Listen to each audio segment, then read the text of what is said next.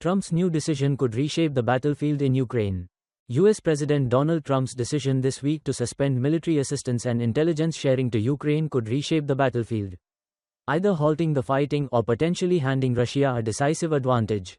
Does Trump's decision give Russia a decisive advantage?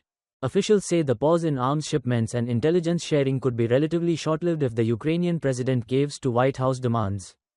On the battlefields of Ukraine and western Russia, fighting has stalled, with Ukrainian troops facing off against a Russian advance that can sometimes be measured in just a few meters. The cost has been heavy casualties on both sides. But US President Donald Trump's decision this week to halt military assistance and intelligence sharing could reshape the battlefield, either halting the fighting or potentially giving Russia a decisive advantage. With European support, both in weapons and intelligence, Ukraine could continue fighting through the summer without additional US aid.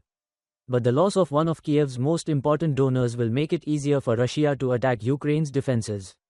Analysts say, despite being at a disadvantage in ammunition and manpower, Ukraine has done a good job of stopping any Russian breakthroughs. Sage G. Jones, Senior Vice President at the Center for Strategic and International Studies, said in an interview, Trump administration officials have suggested that the suspension of aid could be relatively short-lived if Ukrainian President Volodymyr Zelensky caves to White House demands. In his address to Congress on March 4, U.S. time, Trump said he appreciated that Zelensky had said earlier that he was ready to come to the negotiating table. The Trump administration is currently applying maximum pressure on Ukraine and not increasing pressure on Russia. Observers say that if the US becomes an unfair mediator, Ukraine may seek to continue the conflict with European support. Russia has yet to establish air superiority since launching a military campaign in Ukraine 3 years ago. Moscow has also faced certain difficulties in, according to Ukrainian and Western intelligence, Russia has had to send in 11,000 North Korean troops to help ease tensions. But that was before the Trump administration made its shock decisions. The immediate blow was to morale, with Russian morale up and Ukrainian morale down, said Alexander Vindman, a former US Army officer of Ukrainian descent who served on the National Security Council in 2019. Trump's decision affected billions of dollars in weapons and ammunition that were being delivered and ordered. It halted deliveries of equipment from the Pentagon's stockpile as well as aid through the Ukraine Security Assistance Initiative, which provides funds that Kiev can use to buy new military equipment directly from US defense companies. Ukraine also risks losing advanced weapons, including surface-to-surface ballistic missiles, long-range rocket artillery, weapons components, and maintenance and technical support. Importantly, the US military aid freeze would halt the delivery of interceptor missiles for the Patriot and NASAMS air defense systems, which have played a significant role in protecting Ukrainian cities from missile and drone attacks. The intelligence sharing freeze would also limit the information Ukraine can use to target Russian forces. According to Trump administration officials, the aid hold is intended to pressure Zelensky into signing a deal that would give US companies access to Ukrainian minerals.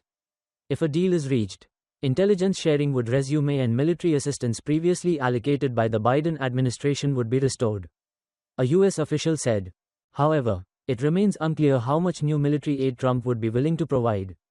Moscow's forces have been trying to regain more territory in Russia's Kursk region that Ukraine seized last year and are preparing for more fighting along key front lines in Ukraine's eastern Donbass region.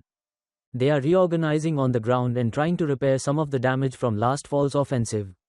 I expect a new offensive to begin in May, said Dara Massaquot, a Russia military expert at the Carnegie Endowment for International Peace. Theo Reuters. Controversy over Trump's plan to lay off more than 80,000 employees of the U.S. Department of Veterans Affairs. According to documents obtained by Reuters, the U.S. Department of Veterans Affairs has asked employees to cooperate with the Department of Government Efficiency led by billionaire Elon Musk to implement a plan to cut staff, with the goal of eliminating waste and improving work efficiency. If this request is approved, the Department of Veterans Affairs will be the agency most affected, with 80,000 employees being cut, a number much higher than the U.S. Internal Revenue Service, 45,000 employees, the Social Security Administration, 7,000 employees, and the Pentagon, 5,400 employees. This plan immediately faced strong opposition from the Democratic Party, veterans organizations, who are always especially respected by the American people. In the United States, serving in the military is considered one of the most noble patriotic services. And veterans are the epitome of that spirit. "We regret having to lay off employees. As Secretary of Veterans Affairs, this was an extremely difficult decision for me. However, the federal government is not a place to create jobs. It is a place to serve people," Secretary of Veterans Affairs Doug Collins said in a video posted on social media X on March 5. The Department of Veterans Affairs currently provides a variety of benefits and medical services such as disability benefits, educational assistance, GI Bill, preferential home loans, and life insurance for veterans and their families.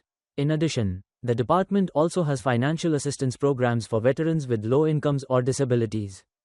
Earlier in his first term in 2018, Trump signed a bill that would allow veterans to use private healthcare at the expense of the Department of Veterans Affairs. Opponents of the plan worry that the cuts will hurt the quality of care. Everett Kelly, president of the American Federation of Government Employees, which represents 311,000 VA employees, warned that these cuts will cause unnecessary hardship for veterans and their families. Senator Patty Murray, the top Democrat on the Senate Appropriations Committee, condemned the Trump and Musk plan as a serious disservice to veterans that would put their health care benefits in jeopardy. Meanwhile, Senator Jerry Moran, the Republican chairman of the Senate Veterans Affairs Committee, also expressed dissatisfaction with the way the cuts were implemented. He called on the VA to work with Congress to make the necessary changes through the legislative process. The VA needs to be reformed, but the cuts and efficiency improvements must be done in a more reasonable and responsible way, Mr. Moran emphasized in an emailed statement. Ms. Anna Kelly, Deputy Press Secretary of the White House, affirmed that President Trump will still protect the welfare of veterans, but cannot accept a bloated and wasteful bureaucracy at the agency.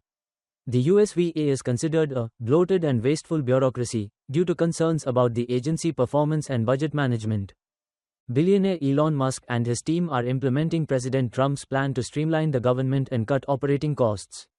Musk has already cut spending and staff at the corporate level, such as reducing the number of employees at social network X, formerly Twitter, from 8,000 to 1,500.